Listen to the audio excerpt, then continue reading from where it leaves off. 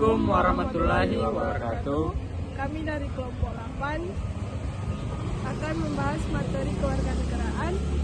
Tapi sebelumnya, kami akan memperkenalkan diri. Perkenalkan, nama saya Naila Zahwa Aulia Mukodopit. Saya Torik Mustaqim Duko. Saya Fahrul Yunus Maku. Kami akan membahas materi tentang bagaimana dinamika historis dan urgensi wawasan Nusantara sebagai konsepsi dan pandangan kolektif kebangsaan Indonesia dalam konteks pergaulan dunia. Menelusuri konsep dan urgensi wawasan Nusantara. Wawasan Nusantara adalah cara pandang bangsa Indonesia terhadap diri dan lingkungannya sebagai satu kesatuan wilayah dan bangsa yang berlandaskan Pancasila dan Undang-Undang Dasar 1945. Konsep ini menegaskan bahwa seluruh wilayah Indonesia, baik darat, laut, maupun udara, merupakan bagian yang tidak terpisahkan. Wawasan Nusantara sangat penting untuk menjaga persatuan dan kesatuan bangsa di tengah keberagaman, menumbuhkan rasa nasionalisme, serta menjadi pedoman dalam menjaga keutuhan wilayah dan menghadapi tantangan globalisasi. Baik, saya akan menjelaskan materi tentang alasan mengapa diperlukan wawasan Nusantara. Wawasan Nusantara diperlukan karena Indonesia merupakan negara kepulauan yang memiliki luas, serta keberagaman suku, budaya, dan agama. Wawasan ini berfungsi untuk menjaga persatuan dan kesatuan bangsa agar tidak mudah terpecah. Selain itu, wawasan Nusantara membantu masyarakat menumbuhkan rasa cinta tanah air, menjaga keutuhan wilayah negara, serta menjadi pedoman dalam menghadapi pengaruh globalisasi agar bangsa Indonesia tetap memiliki jati diri. 3. Saya akan membacakan materi tentang menggali sumber, histori, sosiologis, dan politik tentang wawasan Nusantara. Wawasan Nusantara adalah pandangan bangsa Indonesia tentang diri dan bentuk geografisnya berdasarkan Pancasila dan Undang-Undang Dasar 1945 yang mengutamakan kesatuan wilayah dan menghargai kebinekaan untuk mencapai tujuan nasional. Berikut adalah sumber historis, sosiologis, dan politiknya. Sumber historis yaitu kerajaan maritime seperti Sriwijaya abad ke-7 hingga ke-13 dan Majapahit abad ke-13 hingga ke-16 telah memiliki kesadaran tentang persatuan wilayah melalui perdagangan, penyebaran agama, dan interaksi sosial politik yang menjadi cikal bakal konsep kesatuan Nusantara.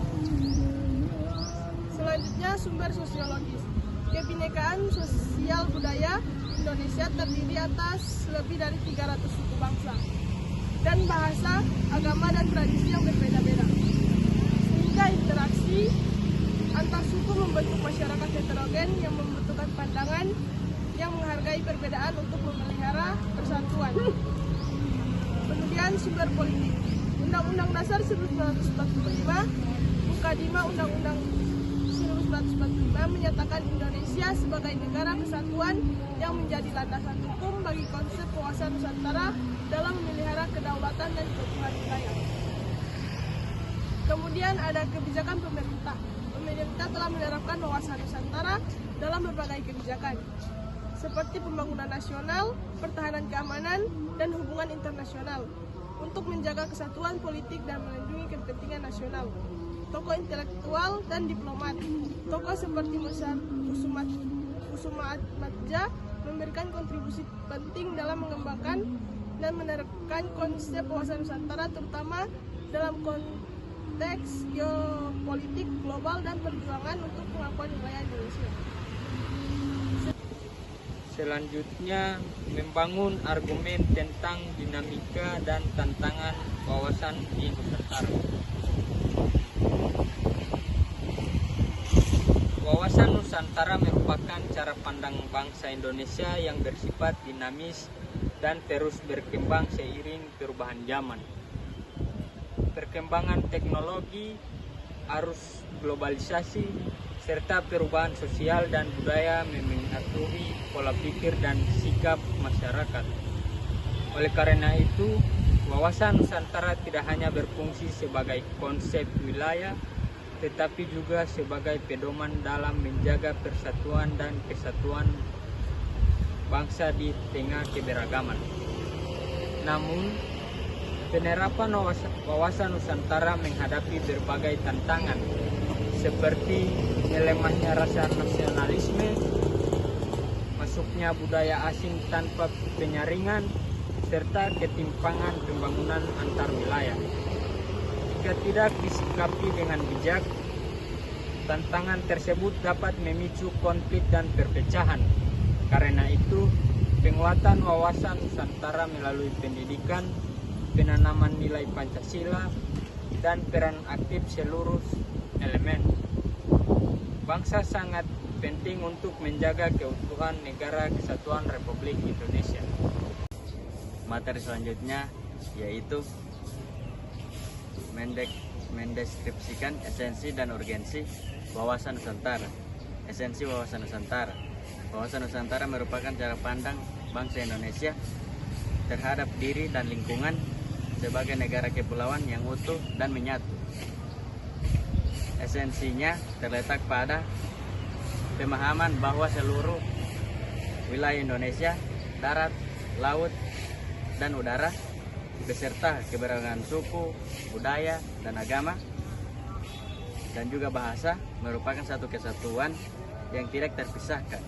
Wawasan Nusantara menekankan persatuan dan kesatuan bangsa dengan berlandaskan Pancasila, Undang-Undang Dasar 1945, sehingga setiap warga negara memiliki rasa kebangsaan dan cinta tanah air yang sangat kuat. Selanjutnya yaitu urgensi wawasan Nusantara. Wawasan Nusantara sangat penting dalam menjaga keutuhan Negara Kesatuan Republik Indonesia atau NKRI di tengah tantangan globalisasi, perbedaan kepentingan, dan potensi konflik sosial. Wawasan Nusantara berperan sebagai pedoman dalam bersikap dan bertindak agar kepentingan nasional tetap diutamakan. Selain itu, wawasan Nusantara mendorong terciptanya stabilitas nasional, pemerhatan pembangunan, serta memperkuat integrasi nasional, sehingga bangsa Indonesia mampu menghadapi berbagai ancaman, tantangan, hambatan, dan gangguan baik dari dalam maupun dari luar. Terima kasih.